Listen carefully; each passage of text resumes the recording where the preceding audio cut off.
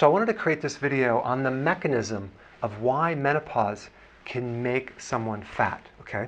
Okay, so let's start out with the ovaries. The ovaries make several hormones, two being estrogen and progesterone.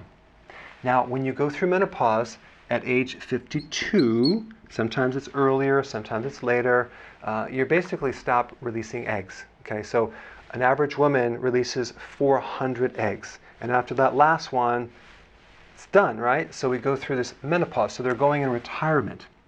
Now, even though both of these hormones decrease, the ratio of estrogen is still much higher than progesterone, leaving someone in a state of estrogen dominance.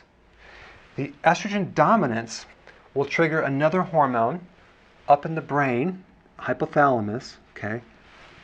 Stands for Corticotrophin Releasing Hormone, okay, which basically is a hormone that communicates to the pituitary. Another hormone called ACTH, which then talks to the adrenals. So we kind of, if you think about it like this, you have the owner of the football team, that's the hypothalamus. Then you have the coach, which is the pituitary.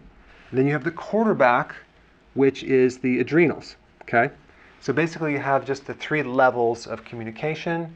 You don't really need to know that. All you need to know is that when you have higher amounts of estrogen, and even when you take birth control pills or are doing hormone replacement therapy or exposed to too much estrogen from the environment, you're going to trigger more cortisol. And cortisol is the main hormone that creates the problem. And by the way, your own fat, if you have too much of it, can also make cortisol. So excess cortisol is very catabolic, which means it breaks down muscle tissue. It's very destructive to your muscles. And it's going to break down the muscle tissue and turn that into glucose, sugar, which then is converted through insulin to fat. And this is why women that go through menopause end up with a lot of atrophy, loss of muscle, and fat. And in their minds, they think this is all just excess fat, when in fact it's a combination of loss of muscle and fat. So when they do a program, a lot of times they get frustrated when they stop losing weight. That's because what looks like fat is really atrophy. So what they need to do is restore the atrophy, okay?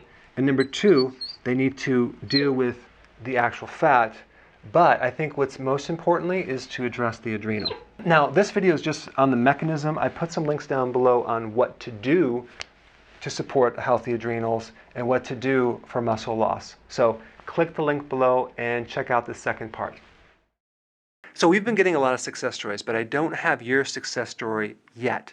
So click the link down below and upload your before and after. I want to actually hear about your success story. I want to see your before and afters.